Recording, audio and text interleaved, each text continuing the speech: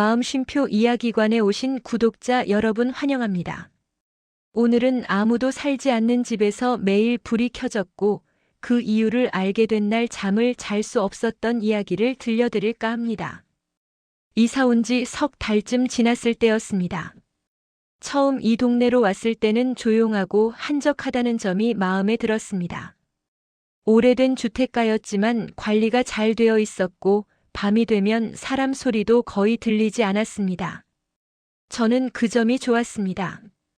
직장 스트레스가 많았기 때문에 퇴근 후에는 최대한 조용한 공간에서 쉬고 싶었습니다. 문제가 된 그 집은 골목 가장 끝에 있었습니다. 제 집 베란다 창문을 열면 정면으로 보이는 위치였습니다. 2층짜리 오래된 단독주택이었는데 외벽은 빛이 발해 있었고 담벼락에는 덩굴이 타고 올라가 있었습니다. 낮에 보면 인기척이 전혀 없었습니다. 마당에는 잡초가 무성했고 우편함에는 종이가 삐져나와 있었습니다.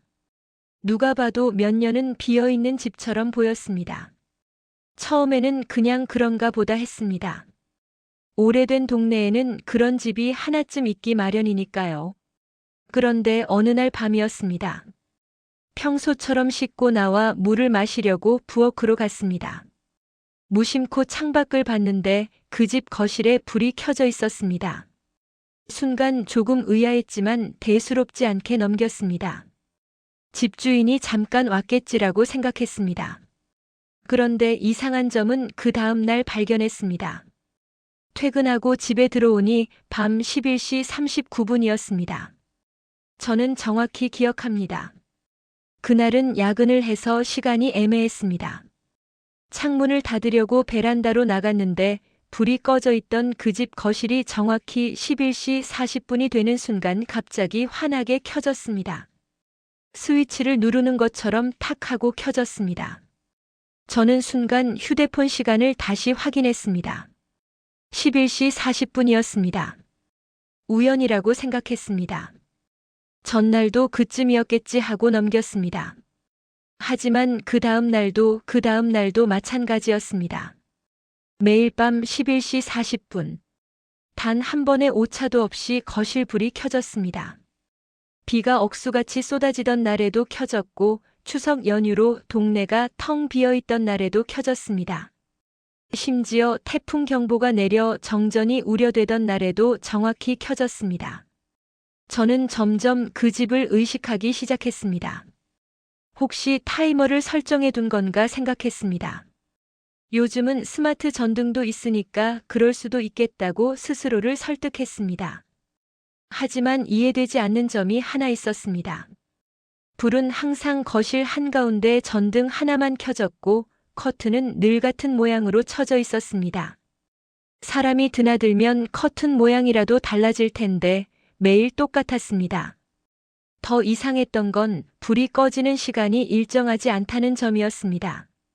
어떤 날은 새벽 1시에 꺼졌고 어떤 날은 2시를 넘겨 꺼졌습니다. 켜지는 시간은 정확한데 꺼지는 시간은 들쭉날쭉했습니다. 마치 누군가 안에서 생활하고 있는 것처럼 느껴졌습니다. 그 생각이 처음으로 확신처럼 바뀐 날이 있었습니다. 그날도 저는 일부러 11시 40분을 기다리고 있었습니다. 괜히 오기가 생겼습니다. 오늘은 안 켜질 수도 있겠지라는 생각으로 지켜보고 있었습니다. 11시 40분이 되자 어김없이 불이 켜졌습니다. 그 순간이었습니다. 커튼 안쪽에서 무언가가 스쳤습니다. 처음에는 바람이라고 생각했습니다. 하지만 그날은 창문이 모두 닫혀 있었고 바람 한 점 불지 않았습니다. 그런데 커튼이 안쪽에서 살짝 들리듯 움직였습니다. 그리고 아주 잠깐 사람 어깨처럼 보이는 그림자가 스쳐 지나갔습니다. 저는 숨을 멈췄습니다. 분명히 누군가 있었습니다. 빛에 비친 실루엣은 분명 사람의 형태였습니다. 키는 크지 않았고 천천히 지나가는 움직임이었습니다. 뛰는 것도 아니고 갑자기 사라진 것도 아니었습니다. 너무 자연스럽게 마치 그 공간에서 오래 살아온 사람처럼 움직였습니다. 그 순간 등골이 서늘해졌습니다. 그 집은 분명 아무도 살지 않는 집이었습니다. 동네 부동산에 붙어 있던 매물 안내문에도 장기 공가라고 적혀 있었습니다. 낮에 보면 인기척은 전혀 없었습니다. 마당의 잡초는 무릎까지 자라 있었고 현관문에는 먼지가 수북했습니다. 그런데 밤이 되면 누군가 안에서 움직이고 있었습니다. 그날 밤 저는 커튼을 끝까지 닫지 못했습니다. 괜히 시선을 돌리면 그 집에서 누군가 저를 보고 있을 것 같았습니다. 침대에 누웠지만 계속해서 11시 40분이라는 숫자가 머릿속에서 맴돌았습니다. 내가 잘못 본 걸까? 요즘 피곤해서 헛것을 본 건 아닐까? 스스로를 계속 설득했습니다. 하지만 이상하게도 심장이 쉽게 가라앉지 않았습니다. 결정적인 건 다음 날이었습니다. 퇴근하고 집으로 돌아오는 길에 일부러 그 집 앞을 지나갔습니다. 낮 7시쯤이었고 아직 해가 완전히 지지 않은 시간이었습니다. 가까이에서 보니 더 분명했습니다. 우편함에는 광고지가 가득 끼어 있었고 현관문에는 거미줄이 쳐져 있었습니다. 사람의 발자국 하나 보이지 않았습니다. 그날 밤 저는 일부러 불을 끄고 창가에 앉아 있었습니다. 11시 39분. 심장이 이상하게 빨리 뛰기 시작했습니다. 11시 40분. 어김없이 불이 켜졌습니다. 그리고 그 순간 저는 확실히 느꼈습니다. 그 집의 거실 창문 안쪽에서 누군가 천천히 고개를 돌리는 그림자를 보았습니다. 저를 향해서였습니다. 그날 밤 저는 한숨도 자지 못했습니다. 불을 끄면 안 될 것 같았습니다. 제가 불을 끄는 순간 그 집에 누군가가 움직일 것만 같았습니다. 그때는 몰랐습니다. 제가 그 집을 지켜보고 있다고 생각했지만 어쩌면 그 집이 먼저 저를 보고 있었을지도 모른다는 사실을 말입니다. 그리고 그 생각은 며칠 뒤 현실이 되었습니다. 그날 이후로 저는 확신하게 되었습니다. 그 집에는 무언가가 있었습니다. 제가 잘못 본 것이 아니었습니다. 분명히 사람의 그림자였고 분명히 저를 향해 고개를 돌리는 움직임이었습니다. 하지만 혼자만의 생각으로 치부하기에는 너무 또렷했습니다. 그래서 확인이 필요했습니다. 다음 날 아침 출근 준비를 하다가 일부러 옆집 아주머니를 기다렸습니다. 평소 아침 8시쯤이면 분리수거를 하러 나오시는 걸 알고 있었기 때문입니다. 저는 아무렇지 않은 척 인사를 건넸습니다. 아주머니, 골목 끝집 있잖아요.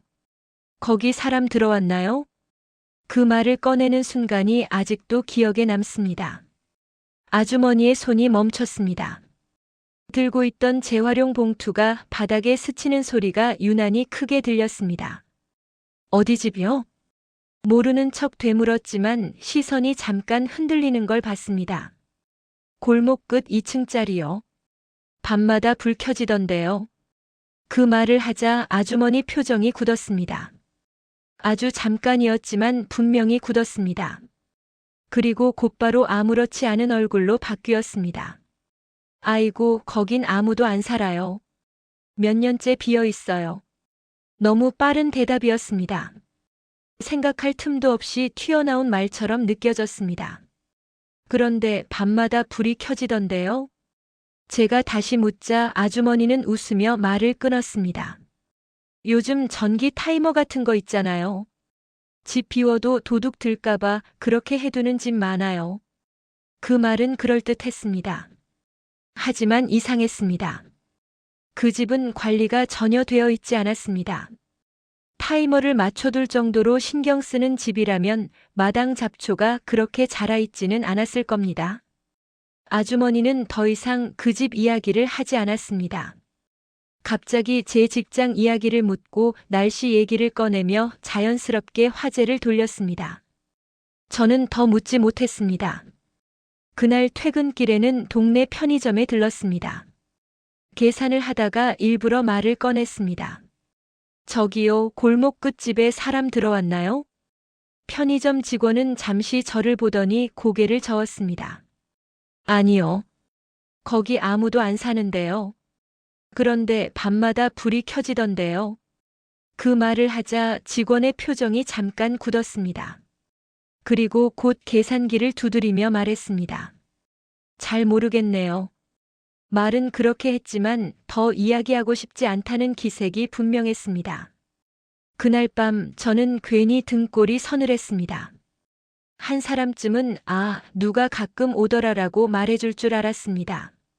하지만 모두가 똑같이 말했습니다. 아무도 살지 않는다고 했습니다. 며칠 뒤 퇴근 후 아파트 경비 아저씨와 마주쳤습니다. 동네 사정에 밝은 분이라 생각했습니다. 아저씨, 골목 끝 빈집 있잖아요. 거기 관리 누가 해요? 아저씨는 담배를 피우다 말고 저를 힐끗 보았습니다. 왜요? 밤마다 불이 켜지길래요.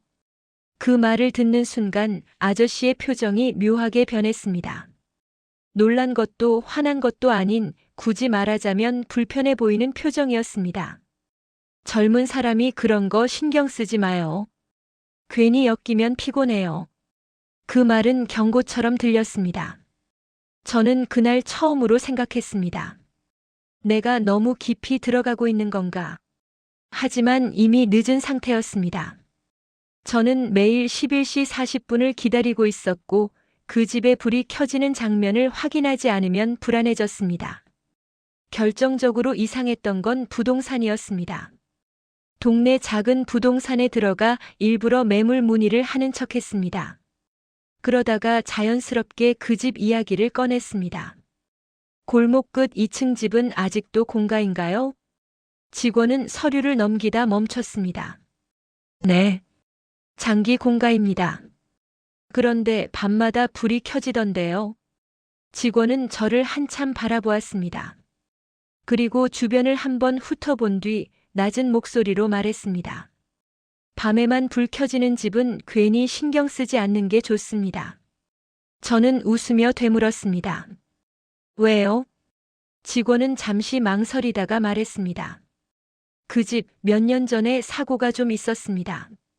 자세한 건 말 못합니다. 어쨌든 지금은 사람이 살지 않습니다. 그럼 불은 왜 켜지는 겁니까? 그 질문에는 대답하지 않았습니다. 대신 이렇게 말했습니다. 괜히 궁금해하지 마세요. 모르는 게 낫습니다. 그 말을 듣는 순간 저는 소름이 돋았습니다. 모르는 게 낫다는 말은 알면 안 되는 무언가가 있다는 뜻처럼 들렸습니다. 집으로 돌아오는 길 골목이 평소보다 더 어둡게 느껴졌습니다. 그 집 앞을 지나며 일부러 고개를 들지 않으려 했습니다. 하지만 결국 올려다봤습니다. 창문은 캄캄했습니다. 그날 밤 11시 40분 저는 불을 끄고 창가에 서 있었습니다. 정확한 시간에 거실 불이 켜졌습니다. 그런데 그 순간 이상한 기분이 들었습니다. 저만 그 집을 보고 있는 게 아니라는 느낌이었습니다. 마치 동네 전체가 그 집을 알고 있으면서도 의도적으로 외면하고 있다는 느낌이었습니다. 저는 그제야 깨달았습니다. 이상한 건 그 집만이 아니었습니다. 사람들이 더 이상했습니다. 그리고 그날 밤 그 집 2층 창문에서 또 한 번 그림자가 움직였습니다. 이번에는 분명히 창문 가까이에서 한참을 서 있었습니다. 저는 그 자리에 얼어붙은 채 움직이지 못했습니다. 그 집 이야기를 꺼낸 이후로 저를 바라보는 시선이 하나 더 늘어난 것 같은 기분이 들기 시작했습니다. 그리고 저는 아직 몰랐습니다.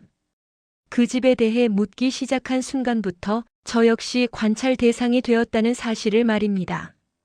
그 집에 대해 묻기 시작한 이후로 저는 점점 예민해졌습니다. 처음에는 단순한 호기심이라고 생각했습니다. 하지만 시간이 지날수록 그건 확인해야 할 문제처럼 느껴졌습니다. 사람이 살지 않는 집에서 매일 같은 시간에 불이 켜진다는 건 상식적으로 이해되지 않았습니다. 결국 저는 경찰에 신고했습니다. 신고를 하면서도 스스로 우스워 보일까봐 걱정했습니다. 괜히 예민한 사람처럼 보일까봐 망설였지만 이미 밤마다 잠을 제대로 자지 못하고 있었습니다. 무엇보다 그 집 2층 창문에서 저를 향해 서 있던 그림자가 계속 떠올랐습니다. 무단 점거가 의심됩니다. 저는 그렇게 말했습니다. 다음 날 저녁 순찰차 한 대가 골목으로 들어왔습니다. 조용하던 동네에 갑자기 파란 경광등이 번쩍이자 괜히 제 심장이 먼저 뛰었습니다.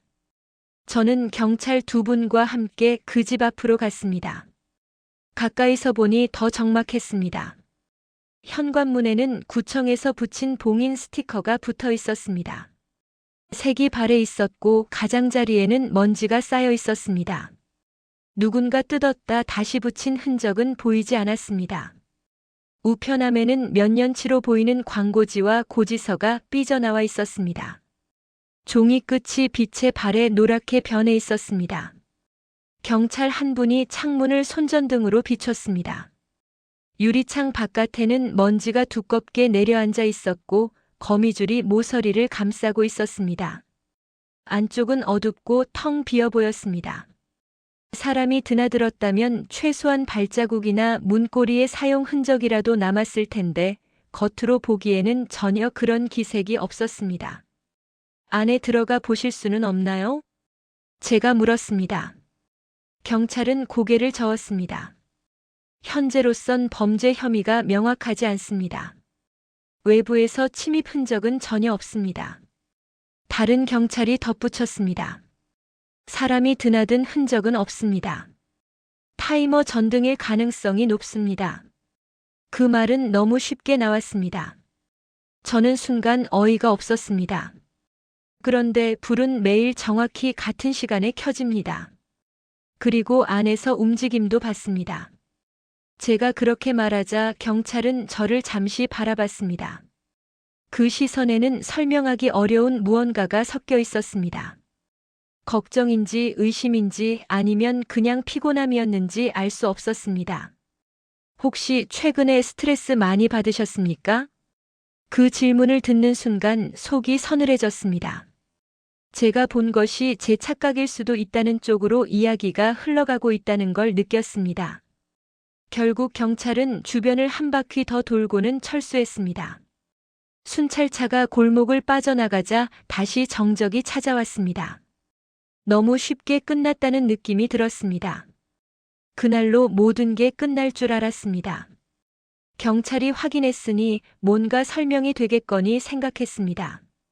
적어도 제가 과하게 반응하고 있다는 확신이라도 얻을 줄 알았습니다. 하지만 그날 밤 저는 다시 창가에 서 있었습니다. 괜히 확인하고 싶었습니다. 오늘은 안 켜질 수도 있다고 생각했습니다. 경찰이 다녀갔으니 누군가 안에서 눈치를 보고 있을 수도 있다고 생각했습니다.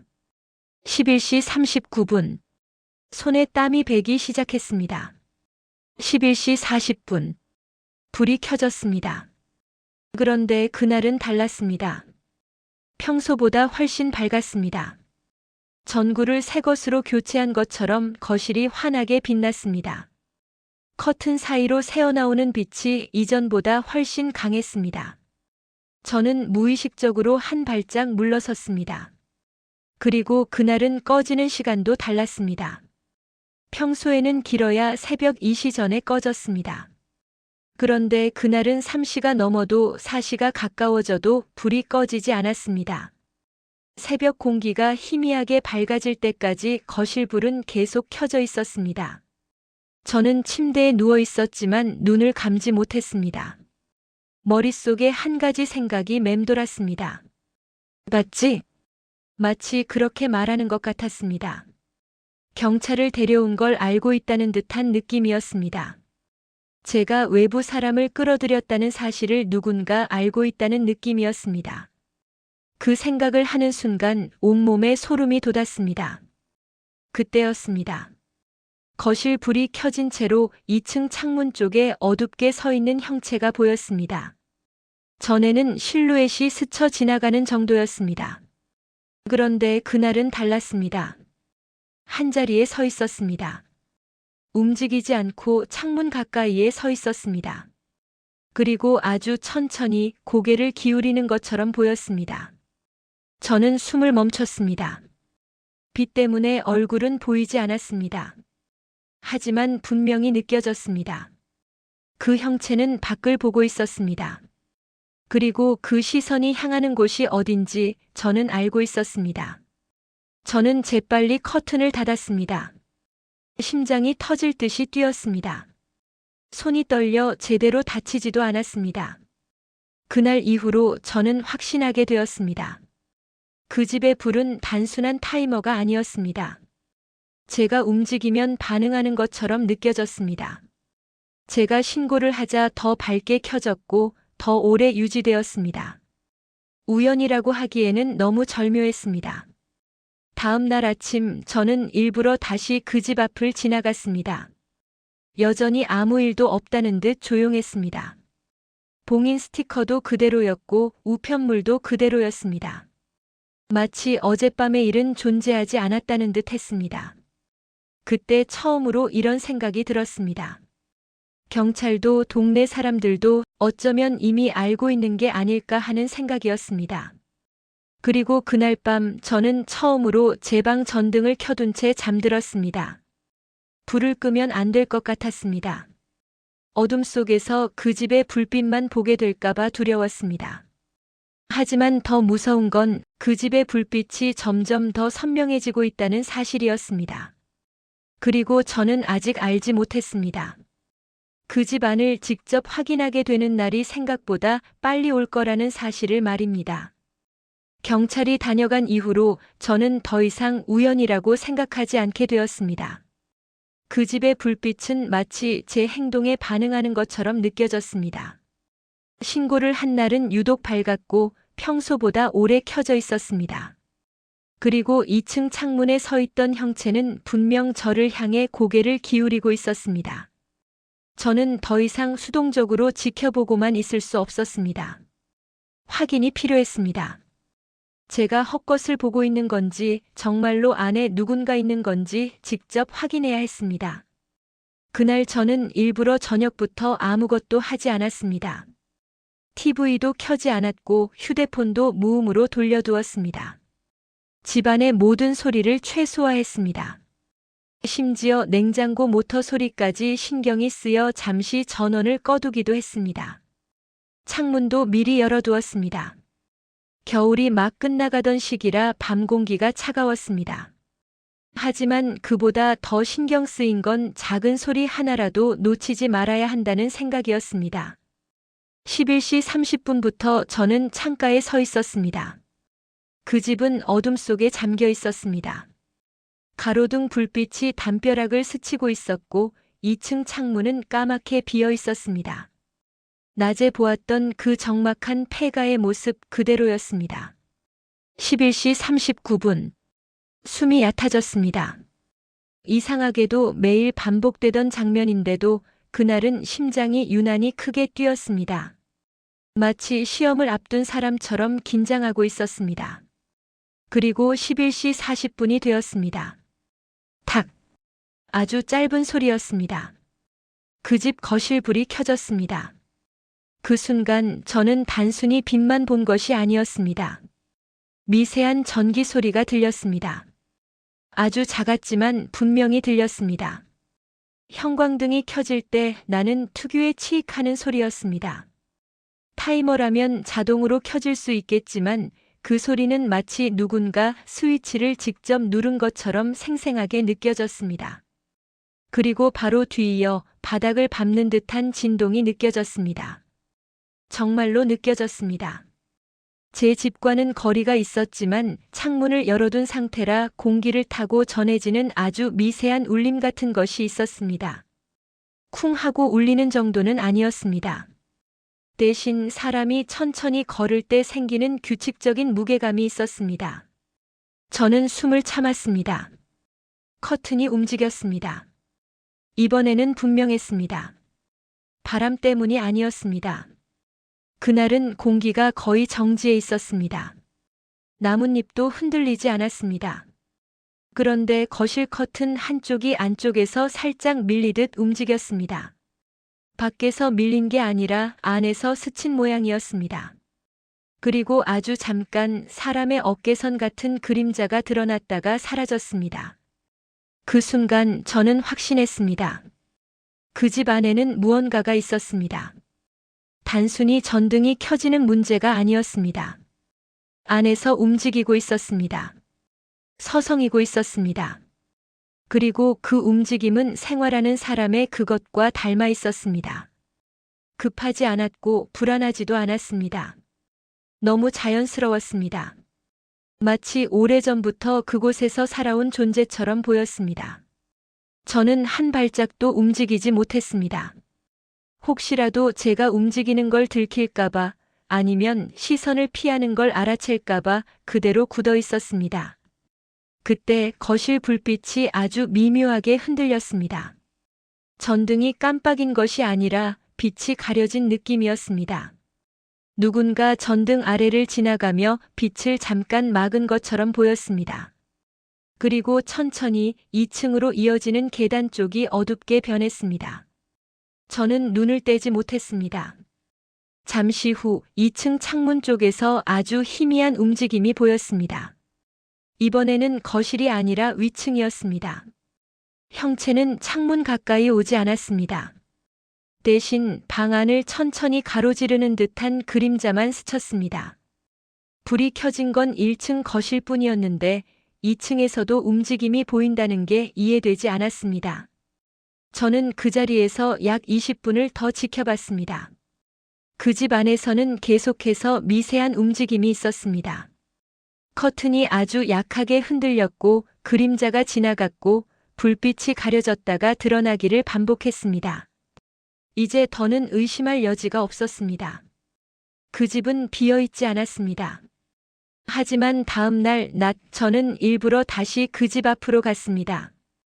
해가 떠 있는 시간에 그 집은 전혀 다른 공간처럼 보였습니다. 창문은 닫혀 있었고 유리에는 먼지가 그대로 쌓여 있었습니다. 안쪽에는 아무 가구도 보이지 않았습니다. 마당에는 여전히 잡초가 무성했고 발자국 하나 없었습니다. 전날 밤 그 안에서 움직이던 존재가 마치 환상이었던 것처럼 흔적은 완벽히 사라져 있었습니다. 저는 현관문 가까이 다가가 보았습니다. 봉인 스티커는 그대로였습니다. 손잡이를 잡아보지는 못했습니다. 괜히 손을 대는 순간 무언가가 시작될 것 같은 기분이 들었습니다. 그날 이후로 저는 깨달았습니다. 제가 그 집을 관찰하고 있다고 생각했지만 어쩌면 그 집도 저를 관찰하고 있을지 모른다는 생각이 점점 선명해졌습니다. 특히 그날 밤 창문을 닫으려는 순간 이상한 걸 느꼈습니다. 거실 불빛이 켜진 상태에서 커튼이 아주 천천히 양옆으로 벌어졌습니다. 완전히 젖혀진 건 아니었습니다. 하지만 분명히 안쪽에서 누군가 커튼을 잡고 바깥을 확인하는 움직임이었습니다. 그리고 저는 그때 깨달았습니다. 그 존재는 단순히 안에서 움직이고 있는 게 아니었습니다. 밖을 보고 있었습니다. 저를 보고 있었습니다. 그날 밤 저는 창문을 완전히 닫지 못했습니다. 커튼을 치면 안 될 것 같은 기분이 들었습니다. 마치 제가 먼저 숨으면 그쪽이 더 가까이 다가올 것 같은 불안이 있었습니다. 그리고 그때는 몰랐습니다. 그 집 안을 직접 보게 되는 날이 제가 상상한 것보다 훨씬 위험한 방식으로 다가오고 있다는 사실을 말입니다. 그 집이 저를 보고 있다는 확신이 든 이후로 저는 점점 잠을 이루지 못했습니다. 매일 밤 11시 40분이 가까워지면 심장이 먼저 반응했습니다. 불빛이 켜지는 순간을 보지 않으면 더 불안했고 보고 나면 더 무서웠습니다. 그러던 중 비가 많이 오던 날이었습니다. 하루 종일 장대비가 쏟아졌고 저녁이 되자 골목은 거의 비어 있었습니다. 빗소리 때문에 주변 소음도 거의 들리지 않았습니다. 저는 무심코 창밖을 보다가 이상한 장면을 목격했습니다. 검은색 차량 한 대가 골목 끝에 멈춰 섰습니다. 낯선 남자 2명이 차에서 내렸습니다. 우산도 쓰지 않은 채 빠르게 그 집 현관 앞으로 걸어갔습니다. 그 모습이 너무 자연스러워서 저는 순간 그들이 집주인일지도 모른다고 생각했습니다. 그런데 더 이상한 장면이 이어졌습니다. 그중 한 명이 주머니에서 열쇠 꾸러미를 꺼냈습니다. 망설임 없이 현관 자물쇠를 열었습니다. 철컥하는 소리가 빗소리 사이로 또렷하게 들렸습니다. 저는 숨을 삼켰습니다. 분명 며칠 전 경찰이 확인했을 때 봉인 스티커는 그대로였습니다. 사람이 드나든 흔적도 없다고 했습니다. 그런데 지금 너무 쉽게 문이 열렸습니다. 두 사람은 안으로 들어갔습니다. 불은 켜지지 않았습니다. 약 3분 정도 지났습니다. 저는 창문에 거의 붙다시피 한 채 지켜보고 있었습니다.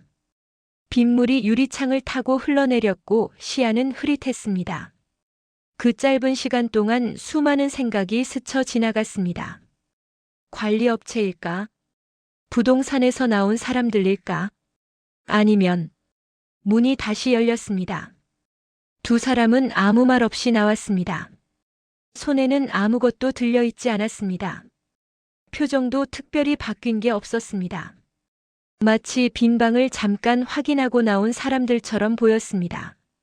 그 순간 저는 참지 못하고 집을 나갔습니다. 우산도 제대로 챙기지 못한 채 골목으로 뛰어나갔습니다. 비가 얼굴을 때렸지만 신경 쓰이지 않았습니다. 그들이 차에 타기 직전 저는 일부러 태연한 표정으로 말을 걸었습니다.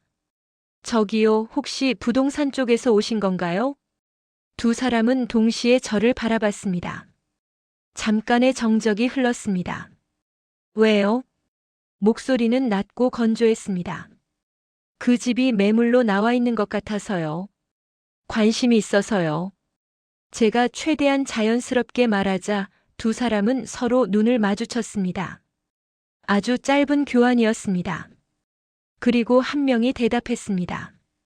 여기는 사람이 사는 집이 아닙니다. 그 말이 이상하게 귀에 남았습니다.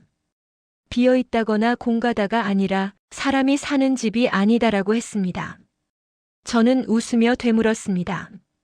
그래도 관리하시는 거 아니에요? 그는 잠시 저를 바라보다가 말했습니다. 괜히 관심 갖지 않는 게 좋습니다. 어디서 많이 들은 말이었습니다. 부동산 직원도 경비 아저씨도 비슷한 말을 했습니다. 그 집에 대해 묻는 순간마다 사람들은 하나같이 선을 그었습니다. 저는 더 묻지 못했습니다. 두 사람은 차에 올라타고 골목을 빠져나갔습니다. 비는 여전히 쏟아지고 있었습니다. 저는 천천히 그 집 현관 앞으로 다가갔습니다. 문은 다시 잠겨 있었습니다. 하지만 봉인 스티커 한쪽 끝이 아주 미세하게 들려 있었습니다. 완전히 뜯긴 건 아니었지만 분명히 이전과는 달랐습니다. 빗물 때문이라고 생각하기에는 너무 깔끔하게 들려 있었습니다. 그날 밤 저는 평소보다 더 이른 시간부터 창가에 앉아 있었습니다. 11시 40분. 불이 켜졌습니다. 하지만 그날은 달랐습니다. 거실 커튼이 완전히 닫혀 있었습니다.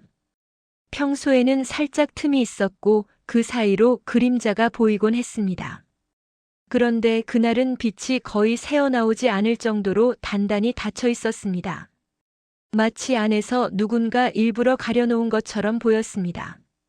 저는 그 순간 처음으로 이런 생각이 들었습니다. 오늘 낮에 내가 말을 걸었던 걸 알고 있는 게 아닐까? 심장이 서늘해졌습니다. 불빛은 켜져 있었지만 안의 움직임은 보이지 않았습니다. 대신 묘한 긴장감이 느껴졌습니다.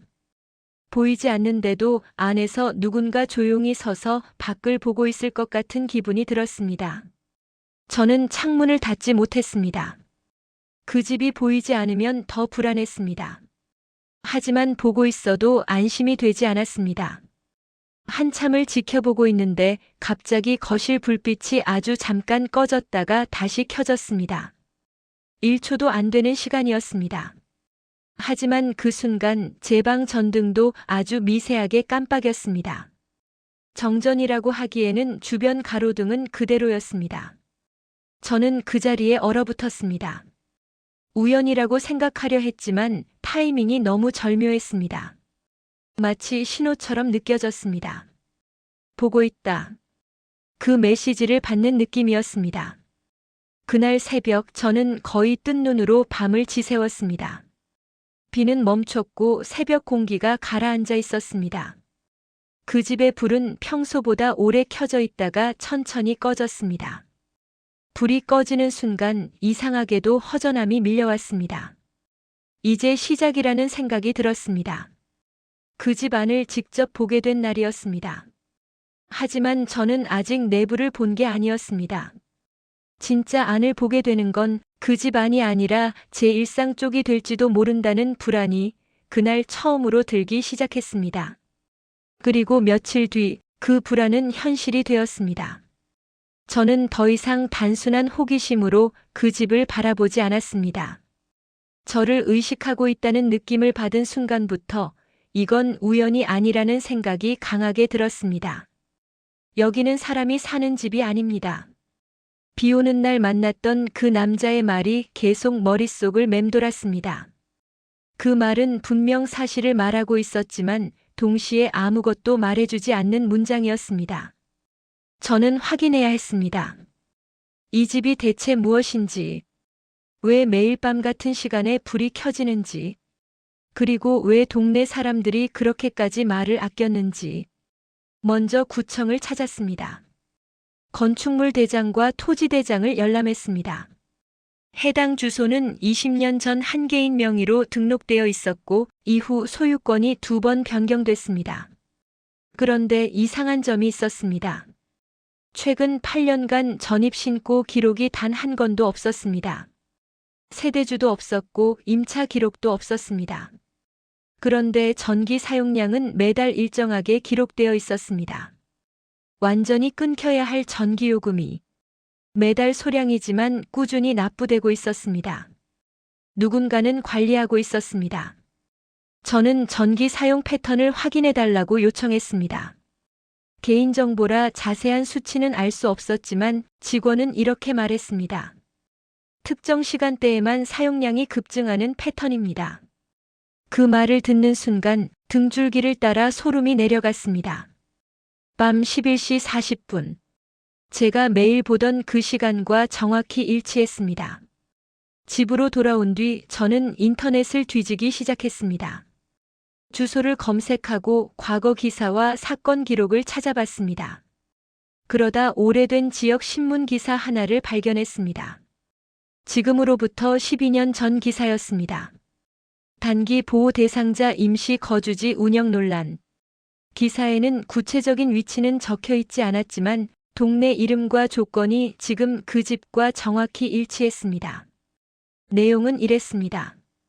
공식 시설에 등록되지 않은 임시 거주 공간이 일부 인원을 비공식적으로 머물게 했다는 의혹이 있었습니다. 기사 말미에는 이런 문장이 있었습니다. 현재는 운영이 중단되었으며 관련 기록은 정리되었다. 정리되었다는 말이 이상하게 걸렸습니다. 보통은 종료되었다고 쓰지 않습니까? 정리되었다는 표현은 무언가를 감췄다는 느낌을 주었습니다. 저는 동네에서 가장 오래 산다는 노인을 찾아갔습니다. 편의점 옆 작은 슈퍼를 운영하던 할아버지였습니다. 조심스럽게 그 집 이야기를 꺼냈습니다. 처음에는 모른 척 하시다가 제가 예전 기사 이야기를 꺼내자 한참을 침묵하셨습니다. 그리고 낮은 목소리로 말씀하셨습니다. 거긴 원래 잠깐 머물다 가는 사람들이 있었어. 어떤 사람들이요? 없어져야 하는 사람들. 그 말의 의미를 저는 바로 이해하지 못했습니다. 하지만 할아버지는 더 말하지 않으셨습니다. 괜히 신경 쓰지 마. 불은 그냥 신호야. 무슨 신호요? 사용 중이라는 신호. 그 순간 2부에서 들었던 부동산 직원의 말이 떠올랐습니다. 밤에만 불 켜지는 집은 괜히 신경 쓰지 않는 게 좋다. 모두 알고 있었던 겁니다. 모른 척 했을 뿐이었습니다. 그날 밤 저는 다시 그 집을 바라봤습니다. 11시 39분. 숨을 죽이고 시계를 봤습니다. 11시 40분. 딱 하고 전기 스위치 올라가는 소리가 바람을 타고 아주 미세하게 들렸습니다. 불이 켜졌습니다. 그 순간 저는 이상한 걸 깨달았습니다. 이 불은 누군가의 생활을 위한 불빛이 아니었습니다. 텔레비전도 부엌불도 방불도 아니었습니다. 항상 거실 한가운데 조명 하나뿐이었습니다. 마치 여기는 현재 사용 중이라는 표시처럼 형식적으로 켜지는 불빛이었습니다. 그리고 정확히 1시간 후 12시 40분이 되면 꺼졌습니다. 하루도 빠짐없이. 저는 그제야 확신했습니다. 그 집은 사람이 사는 집이 아니었습니다. 하지만 완전히 버려진 집도 아니었습니다. 형태만 주택일 뿐 어딘가의 중간 지점 같은 공간이었습니다. 잠시 머물다 가는 사람들, 공식 기록에는 남지 않는 이름들, 그 존재를 증명하는 유일한 표시가 바로 그 불빛이었습니다. 그날 밤 저는 처음으로 이런 생각을 했습니다. 혹시 지금도 그 집 안 어딘가에 누군가 잠시 머물고 있는 건 아닐까? 제가 보고 있는 이 불빛이 단순한 전기 스위치가 아니라 누군가의 신호라면, 그렇다면 저는 원하지 않는 무언가를 알아버린 셈이었습니다. 그리고 그때부터였습니다. 그 집의 불이 제가 창문을 열고 바라볼 때마다 미묘하게 더 오래 켜져 있는 느낌이 들기 시작했습니다. 마치 제가 눈치챘다는 걸 그쪽에서도 알았다는 것처럼 말입니다. 저는 그 집의 용도를 어느 정도 짐작하게 되었습니다. 사람이 사는 집은 아니지만 누군가에게는 사용 중인 공간, 그리고 그 불빛은 단순한 조명이 아니라 신호라는 사실까지 알게 되었습니다. 그날 이후부터였습니다. 이상한 일들이 제 쪽에서 일어나기 시작했습니다. 처음에는 기분 탓이라고 생각했습니다. 예민해진 신경이 만들어낸 착각일 거라고 스스로를 다독였습니다. 하지만 며칠이 지나자 그 생각은 점점 설득력을 잃어갔습니다. 밤 11시 40분. 이제 저는 일부러 시계를 보지 않아도 그 시간을 알 수 있었습니다. 몸이 먼저 반응했습니다. 그날도 마찬가지였습니다. 거실 불이 켜지는 순간 제 방 천장 전등이 아주 미세하게 깜빡였습니다. 틱하고 순간적으로 어두워졌다가 다시 켜졌습니다. 처음에는 전압 문제라고 생각했습니다. 아파트가 오래돼서 그런가 보다 했습니다. 하지만 이상한 점이 있었습니다. 그 깜빡임은 오직 그 집 불이 켜지는 시간에만 발생했습니다. 다른 시간에는 단 한 번도 없었습니다. 저는 일부러 그 시간에 에어컨을 켜보고 전자레인지를 돌려보고 드라이기를 작동시켜 봤습니다. 전등은 전혀 흔들리지 않았습니다. 그런데 밤 11시 40분 골목 끝 집에 불이 켜지는 순간에만 제 방 불빛이 아주 짧게 떨렸습니다. 마치 신호를 주고받는 것처럼 말입니다. 며칠 후 더 기이한 일이 벌어졌습니다. 저는 그 집을 몰래 촬영해 보기로 했습니다. 창문 틈 사이로 휴대폰을 들고 불이 켜지는 순간을 찍었습니다. 사진을 확인했을 때는 별다른 게 없었습니다. 평소처럼 거실 조명 하나만 켜져 있었고 커튼은 반쯤 닫혀 있었습니다. 그런데 다음 날 아침 사진을 다시 보다가 이상한 점을 발견했습니다. 유리창 안쪽에 어둡게 번진 사람 형태의 실루엣이 찍혀 있었습니다. 저는 분명 촬영할 때 집안에 아무것도 보이지 않는 걸 확인했습니다. 그런데 사진에는 거실 불빛 뒤편에 사람이 서 있는 것처럼 보이는 그림자가 있었습니다. 정면을 바라보는 형체. 저는 그 순간 손이 덜덜 떨렸습니다. 확대해봤습니다. 화질은 흐릿했지만 분명히 머리와 어깨 윤곽이 있었습니다. 그리고 더 소름 돋는 건 그 실루엣의 방향이 집안이 아니라 제 쪽을 향하고 있다는 점이었습니다. 그날 밤 저는 창문을 열지 않았습니다. 불이 켜지는 시간에도 일부러 커튼을 닫아두었습니다. 하지만 기분은 더 나빠졌습니다. 보지 않아도 느껴졌습니다. 누군가가 제 쪽을 보고 있다는 느낌.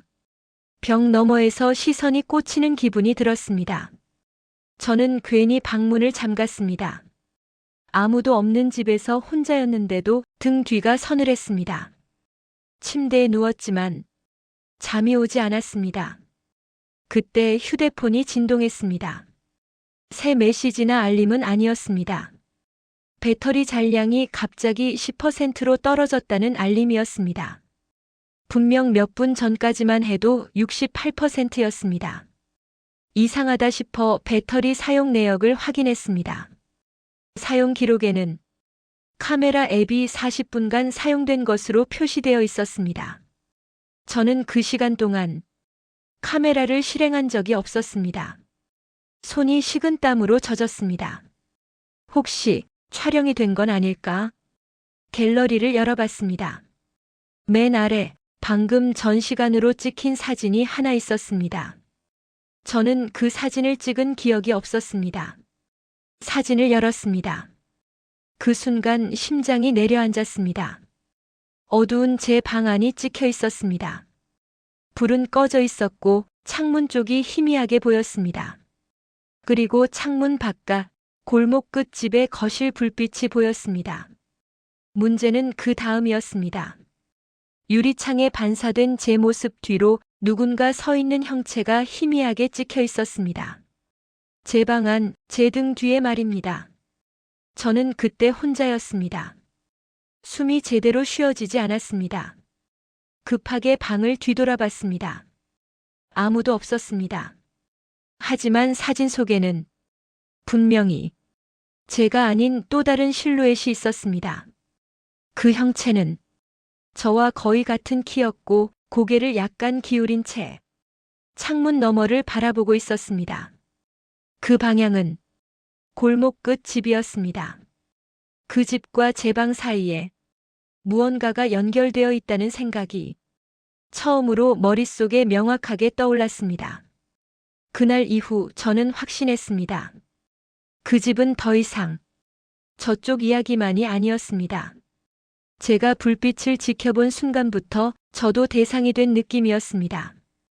불이 켜질 때마다 전등이 깜빡이고 배터리가 이상하게 소모되고 찍은 적 없는 사진이 남고 사진 속에는 설명할 수 없는 형체가 찍혀 있었습니다.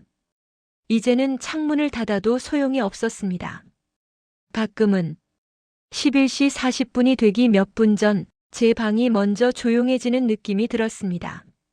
마치 준비하는 것처럼 말입니다. 그리고 저는 처음으로 이런 생각을 했습니다. 혹시 그 집의 불은 누군가를 잠시 머물게 하기 위한 신호가 아니라 누군가를 선별하기 위한 표시가 아닐까? 지켜보는 사람을 다시 지켜보기 위한. 그날 밤 저는 커튼을 완전히 닫고 휴대폰 전원을 꺼둔 채 누웠습니다. 하지만 잠들기 직전 벽 너머에서 아주 미세한 전기 흐르는 소리가 들렸습니다. 그리고 정확히 11시 40분 제 방 안이 아주 잠깐 혼자서 밝아졌습니다. 저는 정상적인 생활을 하고 있다고 말할 수 없었습니다. 밤 11시 40분이 가까워지면 심장이 먼저 반응했고 휴대폰은 꺼둔 채로 지냈으며 창문은 아예 열지 않았습니다. 그런데 그날은 달랐습니다. 그 집의 불이 꺼지지 않았습니다. 평소처럼 11시 40분에 불이 켜졌습니다. 저는 일부러 시계를 보지 않으려 했지만 몸이 먼저 알아차렸습니다. 그날은 전등이 깜빡이지 않았습니다. 대신 방 안 공기가 묘하게 무거워졌습니다. 그리고 12시 40분이 지나도 불은 꺼지지 않았습니다. 1시. 저는 침대에 앉아 계속 골목 끝을 바라봤습니다. 거실 조명은 여전히 켜져 있었습니다. 밝기가 평소보다 더 강해 보였습니다. 마치 누군가 일부러 전구를 바꾼 것처럼 빛이 선명하고 또렷했습니다. 새벽 3시가 넘자 이제는 불이 꺼지길 기다리는 게 아니라 왜 꺼지지 않는지 두려워지기 시작했습니다. 그때였습니다. 새벽 4시 7분 초인종이 울렸습니다. 딩동. 조용한 새벽에 울리는 소리는 낮보다 훨씬 크게 느껴졌습니다. 저는 그대로 굳어버렸습니다. 이 시간에 찾아올 사람은 없었습니다. 숨을 죽이고 인터폰 화면을 확인했습니다. 아무도 없었습니다. 현관 앞은 텅 비어 있었습니다. 엘리베이터도 멈춰 있지 않았고 계단 쪽에도 인기척이 없었습니다. 장난이라고 생각하려 했습니다. 하지만 심장이 비정상적으로 빨리 뛰고 있었습니다. 저는 한참을 망설이다가 천천히 문을 열었습니다. 복도는 조용했습니다. 바람 한 점 없었습니다. 그런데 바닥에 무언가 놓여 있었습니다. 흰 봉투 하나였습니다. 그 봉투에는 제 이름이 또박또박 적혀 있었습니다. 인쇄체가 아니라 펜으로 쓴 글씨였습니다. 분명히 제 이름이었습니다. 동명이인일 가능성은 없었습니다. 주소도 적혀 있지 않았고 오직 이름만 있었습니다. 그 순간 골목 끝 집이 떠올랐습니다. 저는 복도 난간 쪽으로 고개를 돌렸습니다. 멀리 그 집의 거실 불빛이 여전히 켜져 있었습니다. 그리고 이상하게도 빛이 제 쪽으로 길게 뻗어 있는 느낌이 들었습니다. 문을 닫고 봉투를 들고 들어왔습니다. 손이 떨려서 쉽게 뜯지 못했습니다. 안에는 A사 용지 몇 장이 들어 있었습니다. 첫 장 맨 위에는 날짜가 적혀 있었습니다. 월 1 이사 후 3개월 경과. 그 아래에는 이런 문장이 있었습니다. 2340일 창문 개방. 관찰 시작. 숨이 멎는 줄 알았습니다. 다음 장을 넘겼습니다. 월 1 2339 촬영 시도. 확대 기능 사용. 또 다른 페이지에는 이렇게 적혀 있었습니다. 월 1 구청 방문. 건축물 대장 열람. 월 1 노인 인터뷰. 단어 없어져야 하는 사람들 기록. 저는 의자에 주저앉았습니다. 이건 제가 한 행동이었습니다. 날짜도 정확했고 시간도 거의 분 단위까지 맞아떨어졌습니다. 그 누구에게도 말하지 않았던 내용까지 적혀 있었습니다. 특히 마지막 장을 보는 순간 손이 차갑게 식었습니다. 월 1 피관찰자 감시인지 단계 진입. 피관찰자. 그 단어가 제 심장을 조여왔습니다. 저는 더 이상 관찰자가 아니었습니다. 기록의 대상이 되어 있었습니다. 마지막 줄에는 이렇게 적혀 있었습니다. 단계 전환 예정. 그 아래에는 오늘 날짜가 적혀 있었습니다. 그리고 시간. 400 접촉. 제가 초인종을 들은 시간이 4시 7분이었습니다. 이미 예정되어 있었던 것처럼 적혀 있었습니다. 머릿속이 하얘졌습니다. 이건 단순한 장난이 아니었습니다. 누군가는 제가 그 집을 보기 시작한 순간부터 저를 기록하고 있었습니다. 제가 창문을 열고 사진을 찍고 구청에 가고 인터넷 기사를 찾고 노인을 만나 이야기를 들은 모든 순간을 누군가 알고 있었습니다. 그리고 그 기록은 저에게 전달되었습니다. 이건 경고일까요? 아니면 초대일까요? 그때 거실 창문 쪽에서 아주 미세한 빛이 스며들었습니다. 커튼 사이로 밝은 조명이 들어오고 있었습니다. 저는 천천히 다가갔습니다. 골목 끝 집의 불빛이 이전보다 훨씬 강해 보였습니다. 그리고 저는 분명히 봤습니다. 거실 창문 안쪽에 사람 그림자가 서 있었습니다. 그 형체는 가만히 서서 이쪽을 바라보고 있었습니다. 제가 봉투를 들고 서 있는 모습을 보고 있는 것처럼 느껴졌습니다. 그 순간 휴대폰이 켜졌습니다. 제가 전원을 꺼둔 상태였는데도 화면이 스스로 켜졌습니다. 알림 하나가 떠 있었습니다. 다음 단계로 이동하시겠습니까? 발신자 표시도 없었습니다. 선택 버튼은 2개였습니다. 네. 아니요. 저는 아무것도 누르지 못한 채 그 화면을 바라보고만 있었습니다. 그리고 그때 깨달았습니다.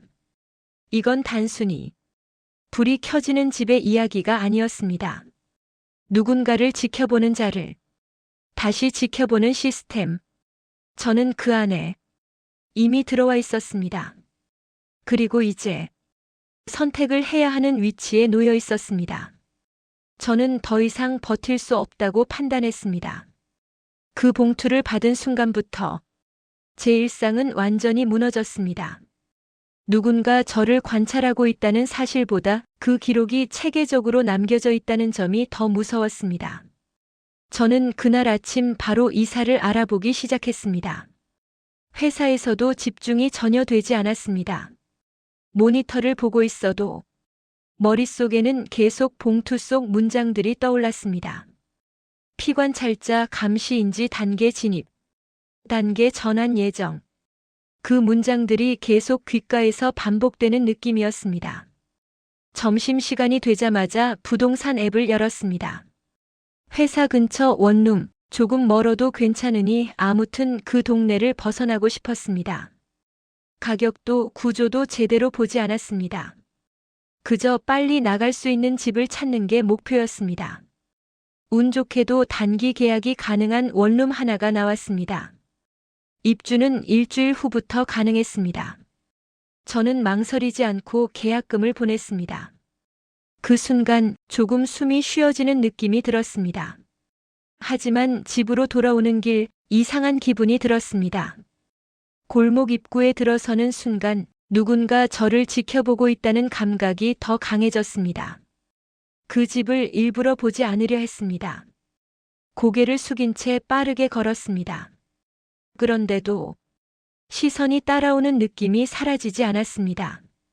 현관문을 열고 들어온 뒤에야 겨우 숨을 내쉴 수 있었습니다. 이사 준비는 생각보다 빨리 진행됐습니다. 짐이 많지 않았기 때문이었습니다. 저는 하루하루 물건을 정리했습니다. 필요 없는 물건은 버리고 중요한 것만 박스에 담았습니다. 하지만 정리를 할수록 이 집에 남아있는 느낌이 들었습니다. 마치 집이 저를 붙잡고 있는 것처럼 말입니다. 특히 밤이 되면 이상하게 정리 속도가 느려졌습니다. 11시 40분이 가까워지면 손이 멈췄습니다. 그리고 그 집의 불빛이 켜지는 순간 집안 공기가 달라졌습니다. 이사 전날 밤이었습니다. 짐은 거의 다 싸놓은 상태였습니다. 방 안에는 박스 몇 개와 매트리스만 남아 있었습니다. 저는 마지막으로 창문 쪽을 바라봤습니다. 그 집의 불빛이 켜져 있었습니다. 평소와 똑같았습니다. 그 모습을 보면서 저는 속으로 말했습니다. 내일이면 끝이다. 정말 그렇게 믿고 싶었습니다. 그리고 마지막 밤이 찾아왔습니다. 이삿짐 기사님이 아침 일찍 오기로 되어 있었기 때문에 저는 밤새 잠을 자지 않기로 했습니다. 혹시라도 무슨 일이 생길까봐 짐을 다시 확인하며 시간을 보냈습니다. 시계를 보니 11시 39분이었습니다. 저는 마지막으로 그 집을 바라봤습니다. 이제는 두려움보다 끝낸다는 생각이 더 컸습니다. 그리고 11시 40분이 되는 순간 저는 제 방 전등 스위치에 손을 올렸습니다. 불을 끄고 이 집과 완전히 작별할 생각이었습니다. 그때였습니다. 골목 끝 집의 불이 먼저 꺼졌습니다. 저는 순간 멍해졌습니다. 지금까지 단 한 번도 제가 불을 끄기 전에 그 집의 불이 꺼진 적은 없었습니다. 항상 그 집이 먼저 켜지고 정해진 시간이 지나면 꺼졌습니다. 그런데 그날은 제가 불을 끄려는 순간 그 집의 불이 먼저 꺼졌습니다. 마치 타이밍을 맞춘 것처럼 말입니다. 그리고 다음 순간 제 집 전등이 혼자 켜졌습니다. 저는 스위치를 누르지 않았습니다. 하지만 천장 조명이 순간적으로 밝아졌습니다. 심장이 멎는 줄 알았습니다. 손이 그대로 얼어붙었습니다. 전등은 평소보다 더 밝게 켜져 있었습니다. 마치 누군가 조명을 교체한 것처럼 선명했습니다. 그 빛을 보는 순간 머릿속에서 하나의 생각이 떠올랐습니다. 교체. 저는 천천히 창문 쪽으로 다가갔습니다. 골목 끝 집은 완전히 어둠 속에 잠겨 있었습니다. 불빛 하나 남아있지 않았습니다. 그 집은 처음 봤을 때처럼 완벽한 폐가처럼 보였습니다. 하지만 제 집은 아니었습니다. 제 집이 골목에서 가장 밝은 집이 되어 있었습니다. 그 순간 몸 안에서 무언가가 무너지는 느낌이 들었습니다. 이제야 이해됐습니다. 그 집은 단순히 누군가 사용하는 공간이 아니었습니다. 그 불빛은 어떤 장소가 활성화되어 있다는 표시였습니다. 그리고 지금 그 표시가 이 집으로 넘어온 느낌이 들었습니다. 저는 급하게 전등 스위치를 껐습니다. 하지만 불은 꺼지지 않았습니다. 다시 눌렀습니다. 여전히 켜져 있었습니다. 심장이 미친 듯이 뛰었습니다. 그때 현관 쪽에서 아주 미세한 전기음이 들렸습니다. 그리고 벽 쪽 콘센트에서 희미한 진동이 느껴졌습니다. 마치 집 전체에 전류가 흐르는 것처럼 느껴졌습니다. 그 순간 휴대폰 화면이 켜졌습니다. 잠금 화면에 짧은 문장이 떠 있었습니다. 이동 완료. 저는 그대로 바닥에 주저앉았습니다. 다음 날 아침 이삿짐 기사님이 도착했을 때 전등은 여전히 켜져 있었습니다. 기사님은 아무렇지 않게 말했습니다. 전등 밝네요. 새로 바꾸셨어요? 저는 아무 말도 하지 못했습니다. 짐을 다 옮기고 마지막으로 현관문을 닫기 전에 집안을 한 번 더 바라봤습니다. 그 순간 천장 전등이 아주 천천히 깜빡였습니다. 마치 작별 인사처럼 보였습니다. 새로 이사한 집에 도착했을 때 저는 일부러 아무것도 생각하지 않으려 했습니다. 짐을 풀고 커튼을 달고 평범한 하루처럼 행동했습니다. 그리고 밤이 됐습니다. 시계를 보지 않으려 했지만 습관처럼 확인하게 됐습니다. 11시 39분. 심장이 다시 빨라졌습니다. 저는 스스로를 비웃으며 거실 전등을 바라봤습니다. 여기는 다를 거야. 그렇게 중얼거렸습니다.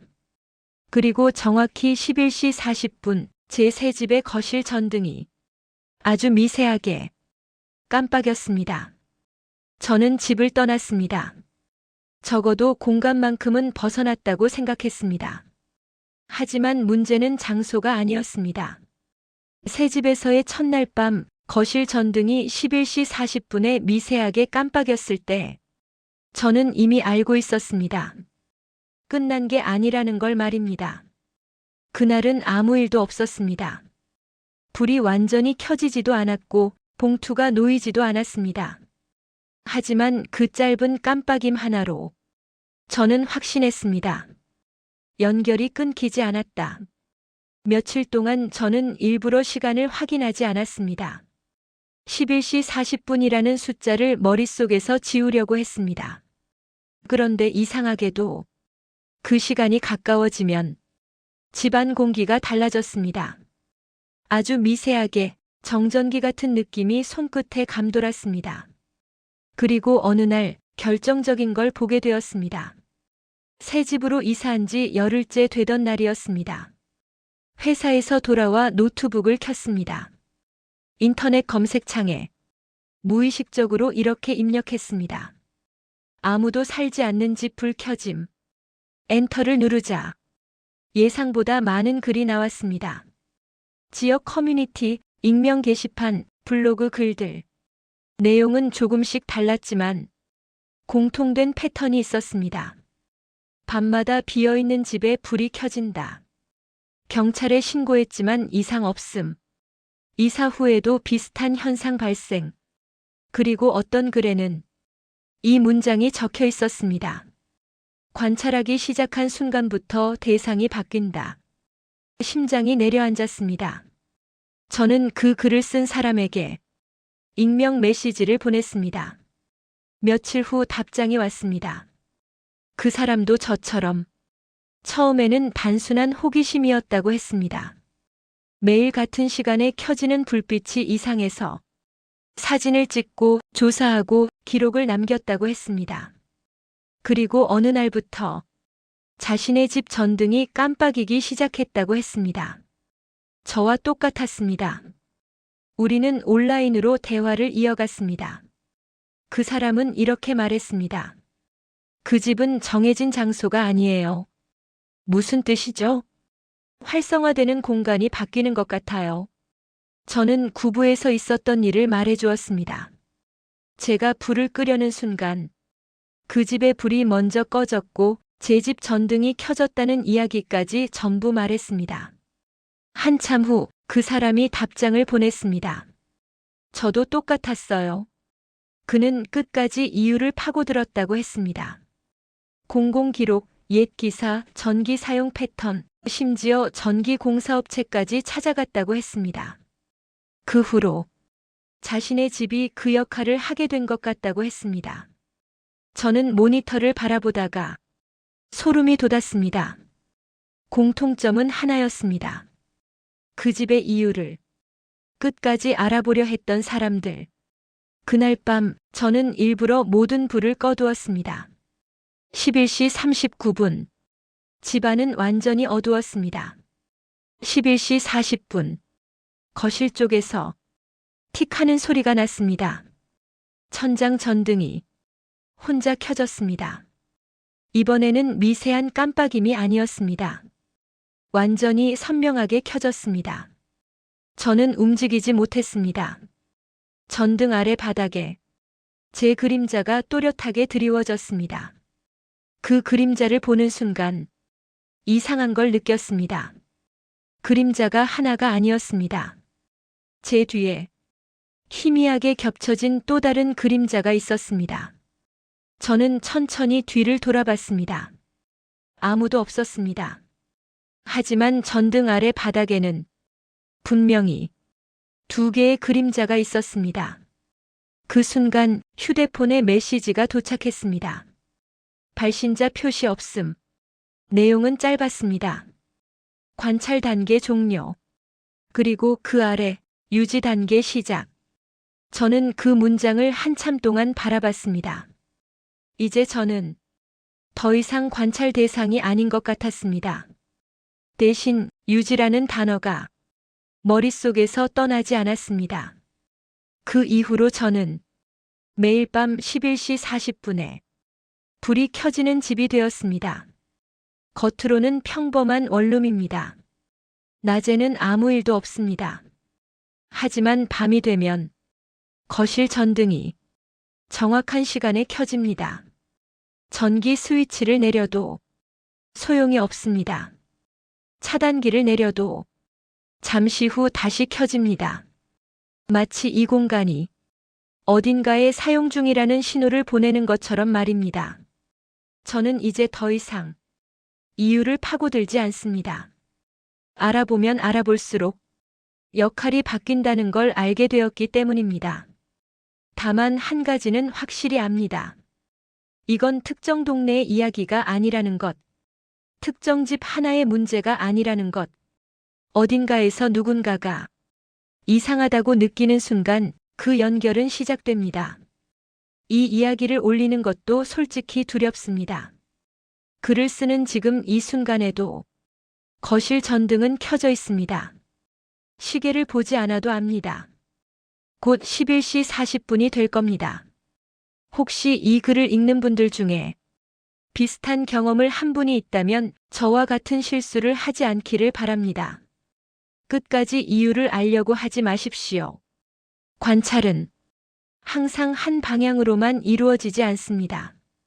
지금 이 순간에도 어딘가에서는 아무도 살지 않는 집의 불이 정확한 시간에 켜지고 있을 테니까요.